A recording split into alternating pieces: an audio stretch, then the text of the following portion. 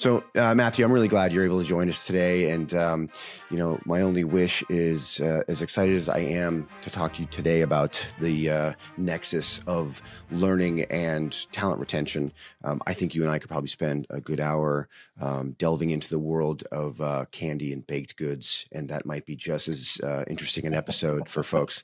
Matthew and I have spent some time. In fact, if you ever want a thoroughly researched and ranked listing of, let's say, I don't know, different kinds of licorice, I think Matthew's your guy. Look him up, and he's definitely the source of all knowledge when it comes to candy and sweets, I would say. Would you agree with me? I would not disagree. There you go. There you have it. So we'll save that for maybe a special episode, and we'll do an all candy episode. But for this one, I think it's very fitting that I wanted to speak to you as our chief people officer in charge of people and culture here at Schoox to talk about where all of the things that we think about from a learning perspective, how does that tie into ensuring that people want to stay and are excited about, making a career wherever they are. I mean, you were the first face really that I saw when I came on board, and you've really sort of welcomed me and sort of, to me, set the stage for the kind of employee experience that I've had that I've never had anywhere else. So I think you're the perfect person to sort of talk about this. So when to get right into sort of the overall topic, how do you see L&D fitting into this mindset of talent retention? Because I think sometimes when HR professionals focus on this idea of talent retention, they get a little siloed. They're like, okay, what are the things that are going to keep people here? But why is L&D so crucial to that mindset?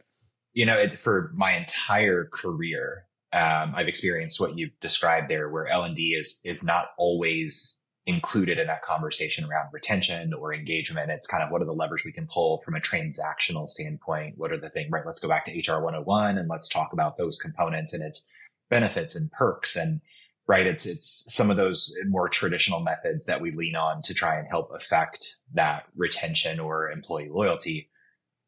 One of the beautiful things that happened in the disruption of 2020 was that we were faced with a really harsh reality, which is we've pulled every lever we can pull except the L&D lever. And in 2020, that became a very big distinction and sort of a shift in the mindset from an HR perspective, as well as a learning and talent development perspective. People are the workforce of today are telling us loud and clear that developing me as an individual matters more so than all of those other things that you might bring to the table. They're important, of course, right? We need proper compensation. We need supporting benefits. We need all the stuff. But developing me is something that is really critical. If you want me to stay here, if you want me to give all I can give, it needs to be this mutual investment. And I've seen learning and development play out in so many different industries, both when I talk to our customers, but also just my own lived experiences. And it's always fascinated me that from one industry to the next, we continue to think that learning here is different, right? The role of training here is different than it is over there because we're a different company, we're a different industry, but it's really not all that different. Sure, some of the topics you pull into might be, right, the nuance, but fundamentally how we develop training, how we develop learning interventions, how we connect to people and understand what they need in terms of development support, all of that is universal. And I'll get a little bit more specific here for just a second. In something that we do here that has really been sort of a passion project for me is really breaking beyond the bounds of developing people in the constraints of their job, right? We know your job. We know what box on the org chart that you occupy. We know the function that you support for the organization. We hired you because you had some of those skills.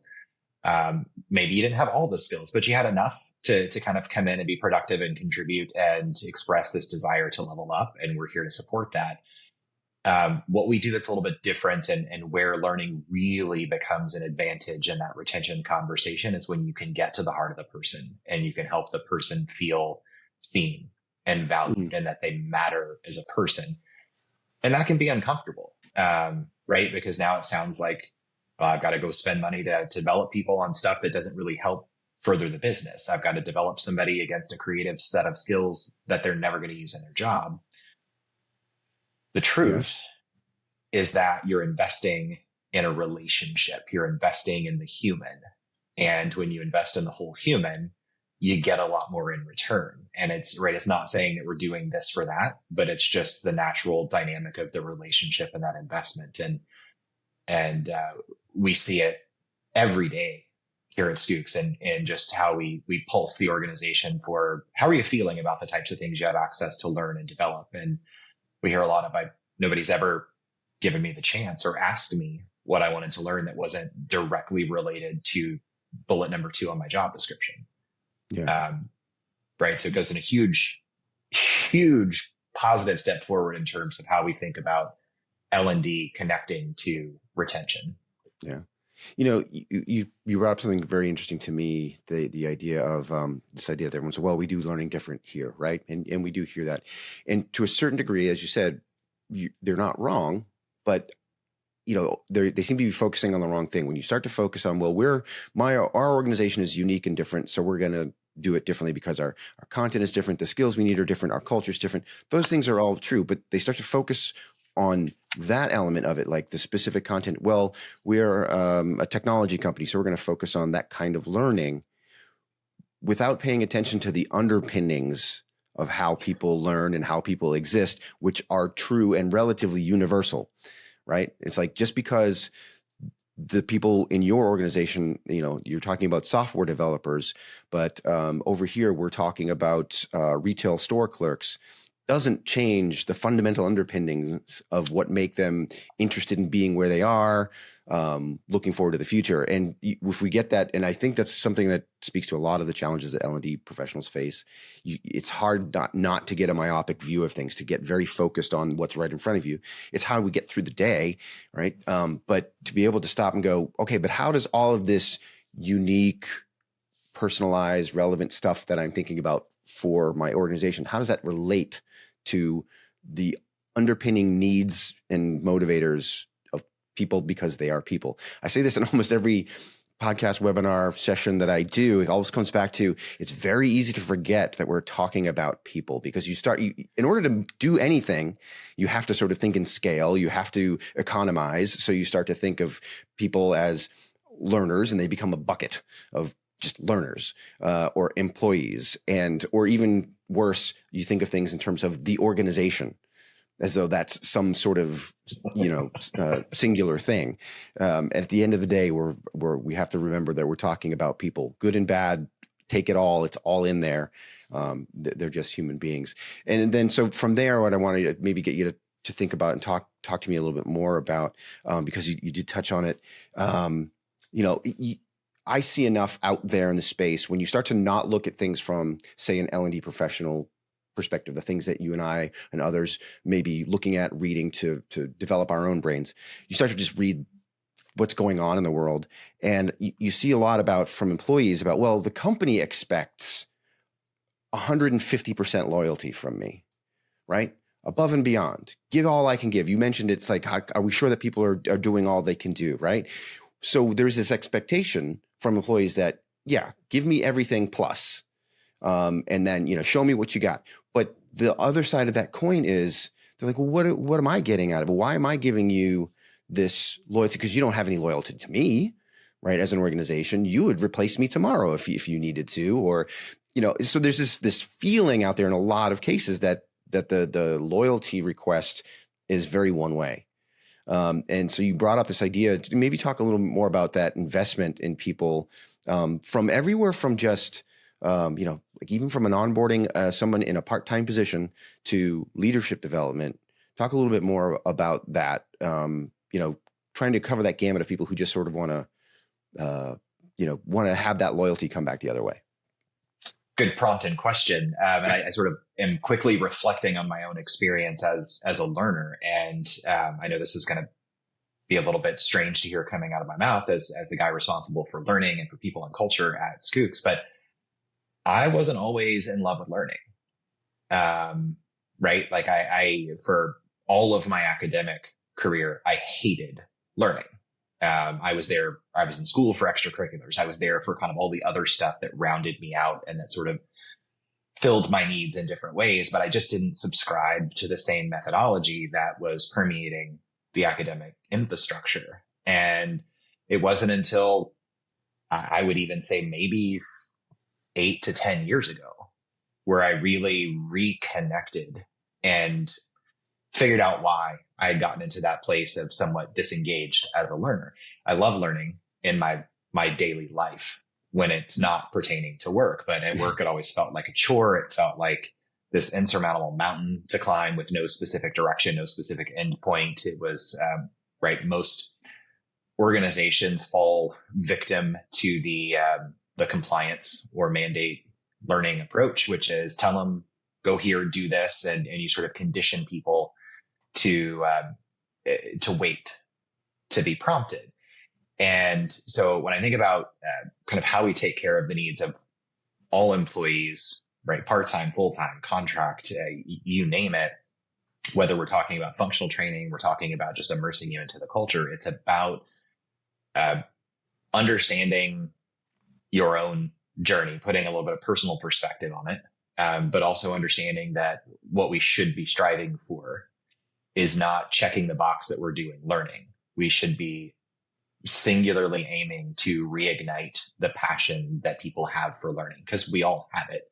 It just gets stifled along the way because of our experiences, and we suppress it, we compartmentalize it, we sort of put it in different places. But when you kind of lead with that perspective, it changes how you think about everything. It changes how you think about metrics and measurement. It changes how you think about content and topics and the experiences. Right, every person in your organization, regardless of their role, regardless of their classification in the role, they're still a learner first, and they still have some basic intrinsic needs that need to be met and nurtured. And learning is really the place where all of that stuff can come together in beautiful ways that unfold naturally for people. Mm-hmm. Yeah, and that's something I've brought up before too. Is that we refer to people as learners because it makes sense in the context within which we talk about these things, right? We're sort of talking about that time that we have them inside of their job so if they're an employee and then we think of them as a learner, it's like this separate time, which in practical sense, we don't want that, right? We don't want it to be separate, but it just makes sense to refer to people as learners. But then the other aspect of that is, as you mentioned, like as human beings, we are learners by definition. That's how we've survived and made it this far, is you just every single day, new information comes in and you adjust what you're doing based on the information. That's all this is learning. So when you describe your own personal experience, it's like, yeah, I hate learning. Well, you don't. It's just not been delivered in a way that makes sense and shows results for you. And so, that's when it becomes a problem. So yeah, I totally agree with you that about this mindset shift. One of the things I think that is important, especially in terms of when we talk about retention, which is what this is ultimately about, is making getting people to stick around, is that without doing it in a way that you had mentioned before, when we had talked about, there are those employees that are relatively complacent, that are just maybe here for the paycheck, and that's okay, right? I mean, that's their deal, as long as they're doing what they're supposed to do. We need to be able to create an environment that supports that person that's on this rocket ship to leadership, right? And wants all the development possibilities that are available. But we also want to support the person who's just happy doing their job the way they do it. Yes. All types of employees are necessary for an organization to thrive, right? We can't have only people who have line of sight and aspirations to be top leader in the organization. We can't also thrive if we have an entire organization that is here to just do the job they're doing and don't have any desire to do something different. Right? Like there's a million flavors. Right? You get 100 people in a business, you have 100 different individuals. Hope. And we try to put them in some buckets. We try to put them in some groupings to help us meet the needs in broad brush, Yeah. but when we go too far, which I think is largely what's happened for the last 20, 30 years, is we just allowed ourselves to go too far down that path of homogenizing the group too much and making some very big generalizations that unfortunately put some people in a place of feeling very disengaged, very under supported, or even just not seen. Yeah. Right. People learn different. They express themselves different in communication. They engage and collaborate in very different ways. You have introvert, you have extrovert. You can't approach those two things in the same way. You can nurture both toward a common goal.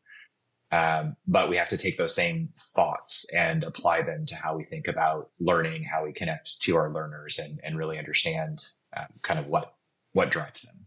Yeah. It's like you picture the hiring process, and you find this candidate, and this person's just the right person for this role, and they've wowed you with who they are, and they've done their interviews, and they just, we really love who this person is and how they do things. And then they come on board and say, we love who you are. Now we want you to do everything this way. Right. And it's like, that's not how we do things here. But so there's a lot of that goes on, unfortunately, too.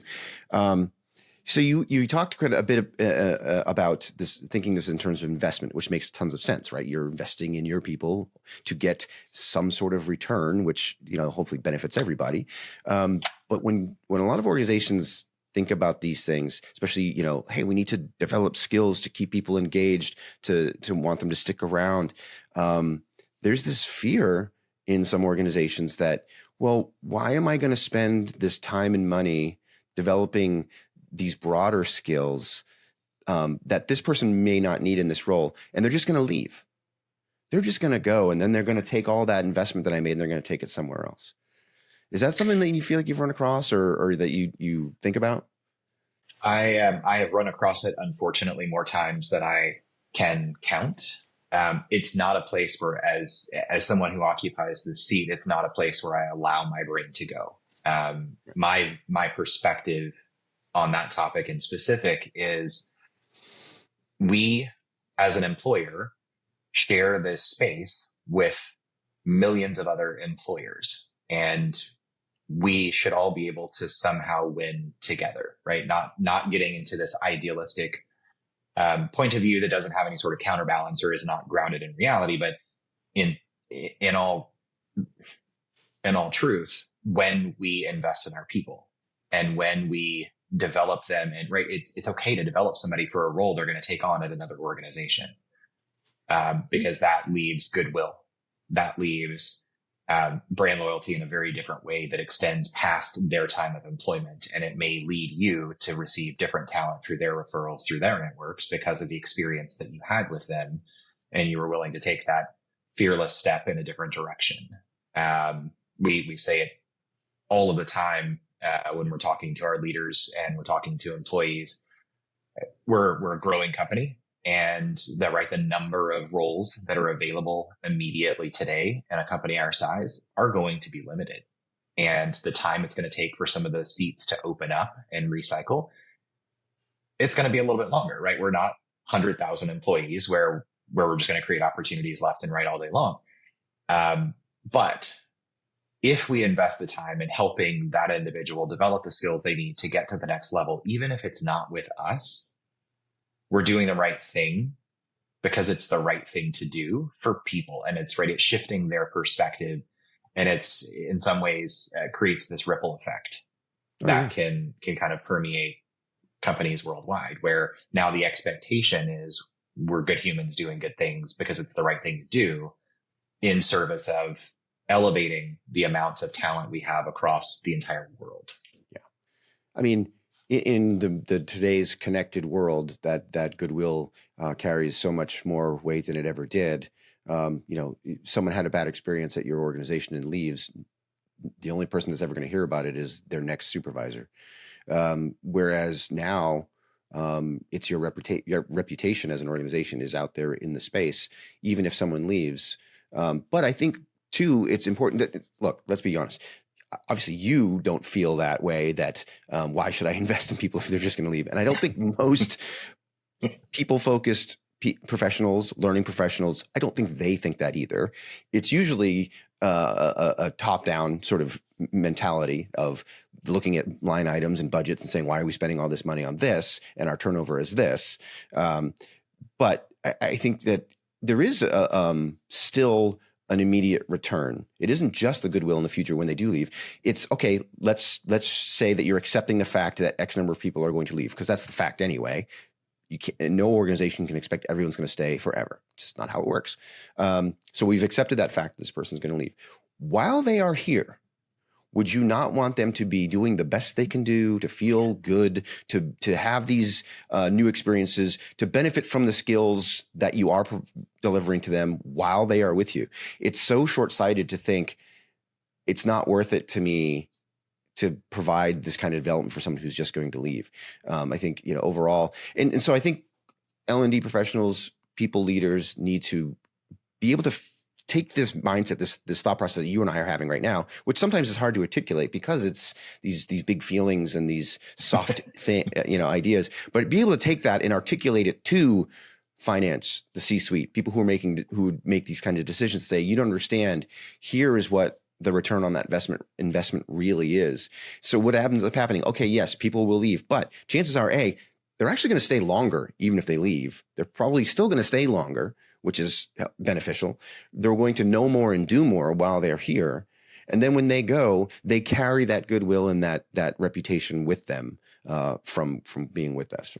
So yeah, I think you're spot on. And I really wish I would hear less about that, because it does pop up that like, well, we understand this, personal growth and people want, but we can't afford to do that, or we don't have the time to do that. It's not worth it. It becomes almost a non-starter in terms of that idea continuing to permeate when you connect it back and you actually start doing some hard math around turnover and ROI, right? What is the cost of replacement? And what is the cost of replacement times 100? And now let's look at that same population of 100. And if we were to extend their time in our organization by developing them and really helping them to kind of feel supported to go forward and be successful in whatever they do, they now help us reduce the amount of time it takes to replace, because they more than likely know other people who are going to fit very well, be additive to the culture, who are going to just really thrive in an environment that pours into the individual.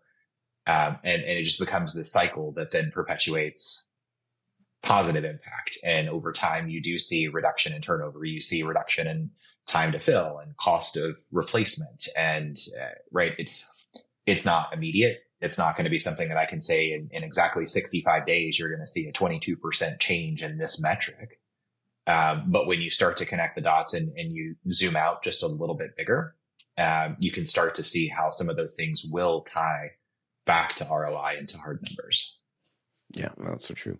So, I mean, I think we've pretty much established that L&D is definitely a strong influencer of attrition, retention, however you want to look at it. So that then leads us to, okay, so what goes into a culture of learning development? How do you create that? Or what goes into like a learning and development programs that will impact retention in this way. So, we said, okay, yep, L&D is a big, strong component influencer of retention. Okay, what goes into that then, right? What does a good L&D strategy look like, especially one that's focused on retention? Largely, it's anchored in a proactive approach. And I already say that it's somewhat matter of fact. It's pretty easy to understand. However, most of the learning leaders that I know, most of the HR leaders that I know across the globe find themselves in organizations that always somehow find themselves in a reactive state. And, the intention behind learning and development is, oh, we have a problem that pops up over there. Let's just go put out that fire, go train them, go train the problem away. That's not effective long-term. It's not sustainable long-term, and it doesn't build goodwill and respect for the experience of learning. It puts people back in that that passive learner stance where I'm going to wait to be tapped on the shoulder and told when to go learn, where to go learn, what to go learn. Yeah, it's training. That's you're just, you know what I mean? Like when we always talk about these things Yeah, about learning and development. And one of the takeaways that we've got here at Schoox is that there's not enough focus on the development part of it. Too many L&D professionals are just doing L, but the truth is many of them are only doing training. they're just doing training. Right. Yes. Which is, training has a place. It's important, but it can't be your whole philosophy towards people. Agreed. I think another really, really necessary component of any strong learning and development program is embedding the why and always starting and ending with the why. So when we're thinking about doing needs analysis, what is our why for that topic, for developing that learning program? But then infusing in it, what's the why for the learner? What's the why for the manager? What's the why for the customer? What's the why for all of the people that you interact with? And again, we sometimes miss that step, even though it's part of how we're taught as instructional designers. It's how we're taught around adult learning theory and principles. We need to understand that why piece, but oftentimes that why is not connected to the right things. It's not connected to organizational goals and objectives. It's not connected to this sort of larger picture that helps us all understand how do we plug in, and how is me going to this particular program and picking up this content going to help me do better, but also help the company do better. And when we all feel connected to something bigger than ourselves, it gets a little more important. We get a little bit more motivated. We feel a little bit just more willing to give. Yeah. It's, I don't think I'll have a podcast episode that does not at some point come back to the what's in it for me. Regardless of the topic, it comes back to this what's in it for me. And I really want more L&D professionals to embrace the what's in it for me. You said embrace the why. And I always say that in the past, what's in it for me has always sounded to people like a selfish, negative thing. Why should I do this? What's in it for me, right? It sounds negative, but the truth is almost anything that we do as human beings on a daily basis, we subconsciously ask ourselves, what's in it for me? Why am I going to make this decision right now? And so we have to remember that anything that people do, that is crossing their mind. And if we can't give it to them, then we've lost sort of the battle, right? You've already lost. Forget about getting them engaged in the organization and its culture and sticking around. You don't even have them engaged in what it is you want them to do right now. Yes. There's just no connection. And it comes back to, like you said, like focusing on the wrong things or providing that why. Everything boils down to, because I told you so. And how effective was that? I understand. Listen, I'm a parent. I've gone through that phase where I swore I'd never say that, and then it finds out it's really easy shorthand to just say just because it's good for you, just do it. But overall, it's not an effective strategy. No, and I have maintained my whole career, and I say it often. The fastest way to kill engagement with learning is to mandate. Right? Yeah. Like you need to create an excitement, create a connection, create a reason that someone might want to go do it. And in order to get there, comes back to really understanding and being very clear about the why and the purpose. Yeah. And that exists even in mandatory compulsory compliance training. Those whys exist. They do. It can't just be because we have to. The reason that training exists, the reason whatever the regulation or the rule is, if you get to why that exists and how that impacts you as an individual and the organization, even though it's compulsory, you're still providing the reasoning behind this is why this is good for all of us to complete it. And a lot of companies just skip that part. They just say, listen, we're in big trouble if we don't do this, especially you. We're opening the window for 7 days. We're going to follow up every single day with a list. And your objective at that point, your why, is to simply not be on the list, which means I'm not coming into the training or the development experience with an open heart, open mind, which means I'm not actually learning anything. Right. I can retain to memorize to pass the exam if there's an exam or a knowledge check. But at the end of the day, nothing about my being is fundamentally changed or evolved because I didn't actually learn, because you told me going in to shut off the desire to learn, because it's all about getting off the list. It's about checking a box. Yep. And one of the things you had, we sort of talked about a little bit, the idea of the uniqueness of the individual. So within a learning and development program, how important is something like an actual individualized development plan? Do you see a benefit in getting at that level, in the programs? Without a doubt. And even if I were to project as an executive leader over the function, if I just go into my own personal lived experience, that's for me fundamentally what changed my engagement and my enthusiasm for learning. It was when I was able to get into a program that really demonstrated what individualized learning looks like. And right, like my resistance to learning all along in a formal setting of any kind was this more of a resistance to the archaic system that hasn't been challenged enough. And I go back, right, elementary school, high school, college, right? We sit in these seats and we're one of 60, one of 100, one of 25 in an environment where we have one person with the knowledge spewing it at all of us in exactly the same pace, the same way, which assumes that we all receive it the same, we all process it the same, we all have the same skill gaps. And so we're all going to benefit from every single piece of it. What I have found time and time again is when I'm in that environment, that's when I check out really quickly. Because I enter knowing what I know and feeling like you don't know me or you don't value the knowledge that I bring. Because you're forcing me to sit through 45 minutes of a 60-minute session of stuff that in no way do I need to relearn because I'm an expert there. And sometimes we do show up in the room with ego. I will put that out there as well, right? So there's some of that is a little bit inflated and trying to prove something to the organization. But when we step out of that one size fits all approach, it's when we unlock the next level of learning for people. And it's also what the workforce for the last 2 to 3 years has been saying at full volume. They have not been shy about telling organizations, I need to learn the way I need to learn. I don't have a skill gap across all 10 dimensions. I have a gap across 2 dimensions. So just don't waste my time on the other stuff. Right? Because then I'm also going to be a little disengaged in the experience and I might disrupt. This was, again, speaking from personal experience. Therapy reveals so many things, but the reason that we disrupt is because we get bored or we get disengaged. And it's not always intentional. It's just, great, you're sitting me in this room to listen to stuff that I've heard and I don't need it again.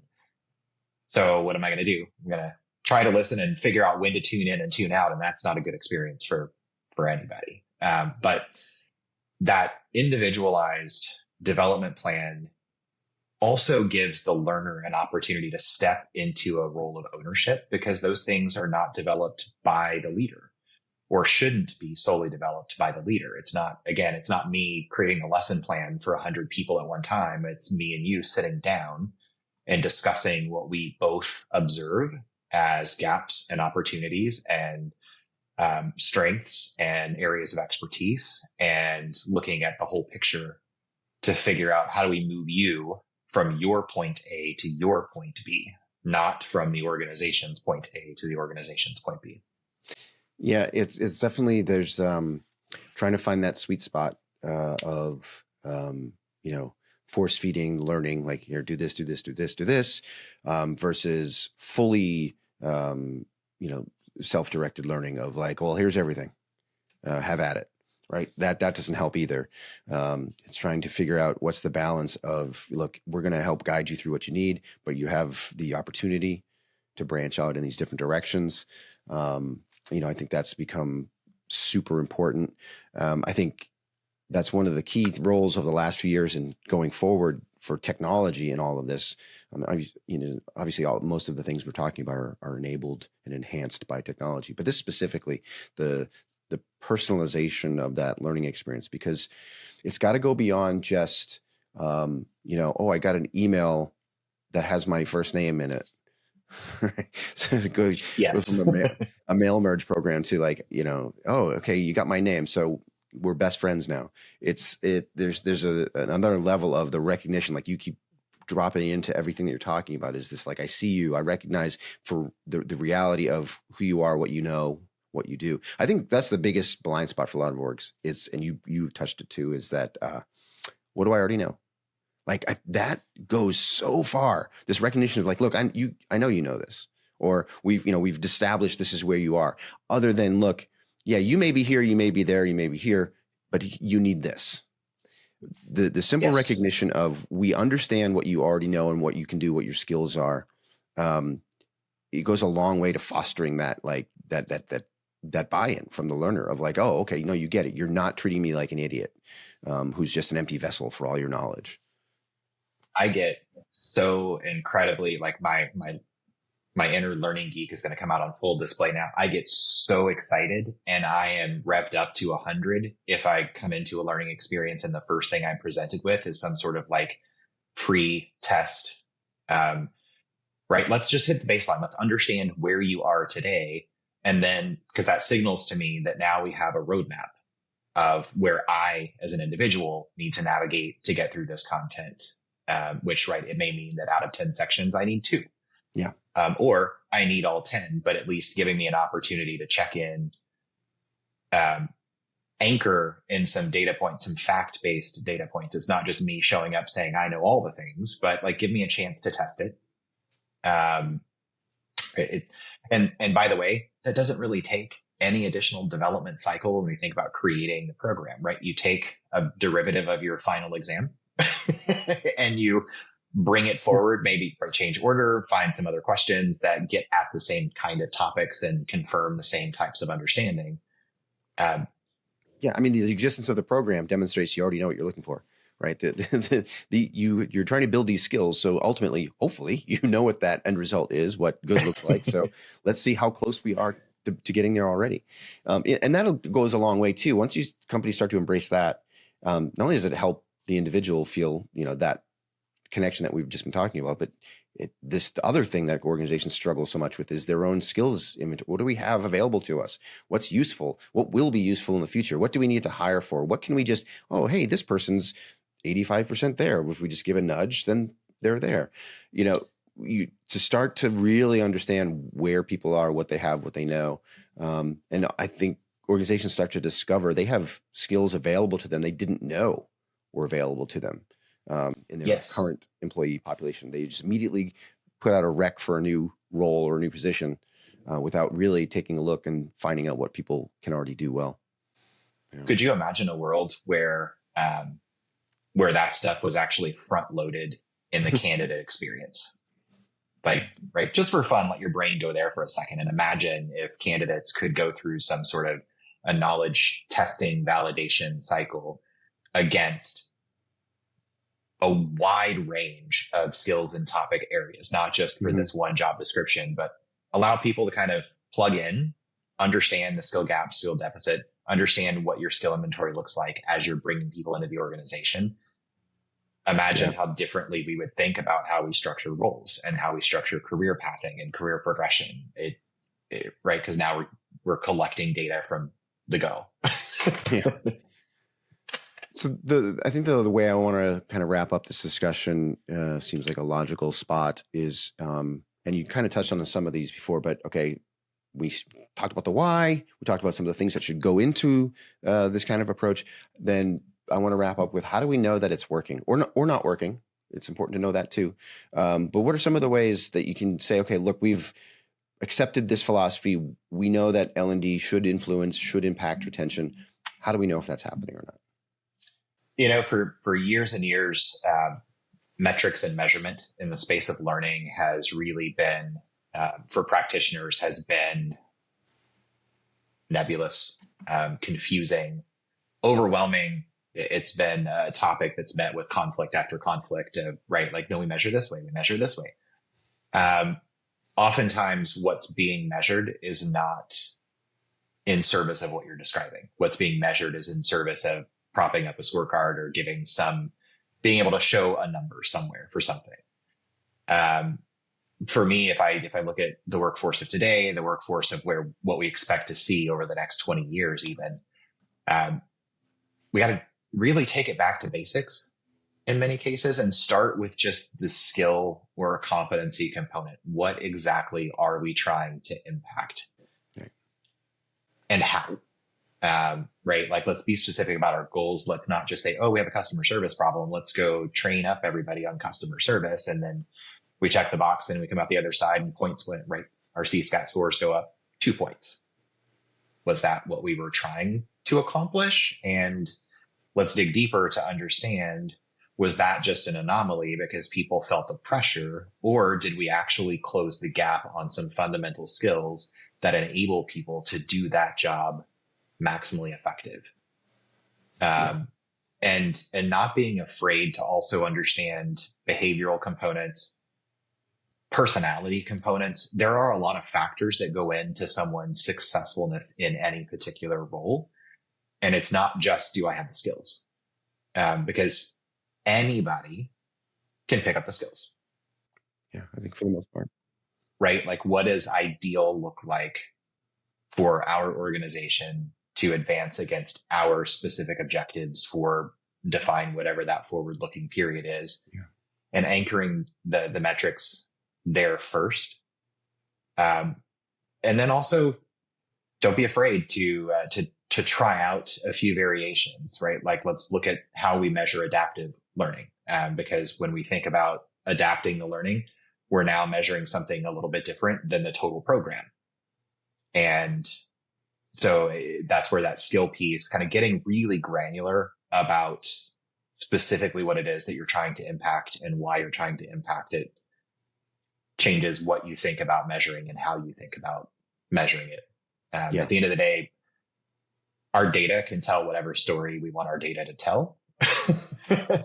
Oftentimes we just go into that conversation without an idea of what the narrative is, or sort of what it is we're trying to accomplish, other than my company says I got to bring metrics. My company says I got to do this. Well, I can get a smile sheet and that doesn't tell me anything. I could also I can bypass a lot of things and go straight to traditional level 4 evaluation, and I'm going to get some meaningful data. But what I'm missing is that granularity. I'm missing that component where we're understanding, is this skill the thing, the one piece that's going to advance this metric, the success of reaching this goal. So getting down to that level is something that I don't think we do often enough, because let's face it takes time.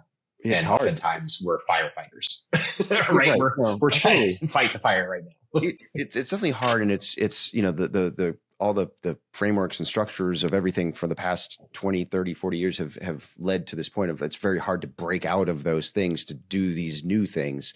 We're just not set up to do it. But the fact remains that ostensibly any learning interaction piece of content that exists for a reason beyond we wanted someone to finish it. There is some other reason that exists in the business. Somebody somewhere in the business is collecting data, metrics, outcomes on these things. So we need to be able to figure out, because otherwise, why does any of the learning exist? Why are we doing it? And it's trying to get L&D professionals out of this headspace of, well, I'm very good at what I do. Okay, great. Yeah, I agree. And so when I created this program, I know that it's good because I'm very good at what I do. Okay, that's fine. So, but because it's a good program, is it doing the thing that it's supposed to do? You can't just say, well, I know it's good. All I need is people to finish it. And once they've taken it, my job is done because I know I've created this great program. And it's just not enough. We have to know, are the things actually happening? Like you said, what is going on? And like, let's say you actually sort of articulated really well. What if, okay, the program's great and it actually does build that skill. Is that skill doing what the business hoped it would do? Right? Because again, that you got to finish the trail. Because if you just keep building that skill for nothing, there's that wasted effort. It's been a perennial problem, this whole measurement. I would add one more layer to what you were just describing, which is, we built a program and we built a solid program that works. We should always be asking ourselves the question, does it still apply in exactly the same ways today as it did when I built it 3 months ago, 6 months ago, even 2 weeks ago? Because if we go back kind of to the top of the call and we think about retention and turnover, every new person that enters your organization, every person that leaves your organization changes the dynamic. It may be incremental, it may be very nuanced, and you may not see it at scale for a while, but it changes the dynamic. And so we have to be honest about, does that thing, I'm very passionate about this idea of unlearning. From our conversations, you know it well, but we have to go back and kind of always be checking in. Does the needs of the business today match what they were 6 months ago, 12 months ago? And if not, then let's really be clear about what has changed. And let's make sure we're adjusting and adapting our learning programs and strategy so they stay in lockstep. Otherwise, to your point, we're going to be developing that skill to no end. And we're going to have rock stars in that skill, which does nothing for our business today. Yeah. But it may have done something yesterday. Yeah. And in terms of our larger conversation here today, I think, there's the classics, right? We're talking about retention. Well, so somebody's tracking that already. You've got to now align that data with your efforts from an L&D perspective, right? When you are giving people learning interventions during onboarding, are they staying longer, right? Are you extending that new hire retention period? Are people up to proficiency or productivity or whatever the measurement is in a certain amount of time? Are you able to shrink that time? Those are very strong key indicators to retention. And then, if people are leaving, hopefully you were doing exit interviews or finding out. And if they're telling you it's because you didn't provide enough development opportunities, that's data. That's an outcome. So we need to pay attention to these sort of things because, for all the things that we've talked about, obviously L&D plays a strong role in the retention of talent, whether the talent is aware of it or not. It's playing that role. We have to be able to figure out how to own that influence, right? Because it's not everything. We can't claim it all. Well, we are 100% responsible for retention going down. We know that people, what do they say? People don't quit jobs, they quit managers. So, you're up against that. All these other big influences on why people leave, rewards and recognition, compensation, that's a battle in and of itself. But we can't just say, well, we can't do anything because of those other big wheels, in this set of gears. We have to claim what our gear is doing in that whole mechanism. So, yeah. Yes. As you were describing that, my brain immediately went to this metaphor of sort of like a vehicle, and right, people automatically go, well, gas powers the vehicle. But what happens if you have no oil? What happens if you have critical pieces missing that are under the hood that aren't visible? And L&D often plays one of those roles that are more behind the scenes. Yes, we do get some airtime in terms of when we're facilitating live things, but self-paced content, right? You don't see the team, you don't see the people. It's just stuff that's out there. It's that just under the hood stuff. Yep. All right. Well, Matthew, thank you so much for sharing this, because I was really happy to get you on here, because I just, in my less than a year at Schoox, you've made my experience from my perspective phenomenal. So I was happy to have you talk about this, and it's really near and dear to me, the human element of L&D. So I love this perspective. But now it is time in the podcast. This is prediction time, and you have a choice of three things. We can either revisit a prediction that should have come true this year. Somebody made a prediction, an HR learning related prediction maybe a few years ago, should be true by now. We can look at that and decide, did that happen or not, and what we think about it. You can choose a prediction that has been made for the very near future, maybe 2024 or 25. And we could decide, do we think that's going to happen? Maybe why or not. And your third choice is you can make your very own prediction for whatever time period you want to make. And I'm open to that too. So you choose and we can go from there. Which way to go? These are all fun options. I think man, you make it really hard just having to narrow in on one. We can talk about the others offline. And we will.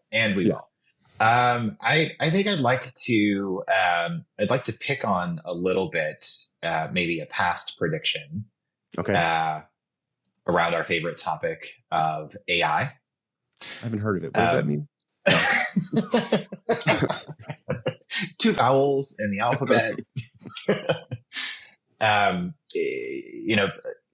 year and even earlier this year, there were a lot of voices and a lot of momentum, kind of propelling the learning and development function to expect that AI was going to be this big transformative revolution that was going to change everything now. Yeah. And I would even say that maybe that started in 2021, 2022. We started seeing some of that rumbling and amplifying, but here we are.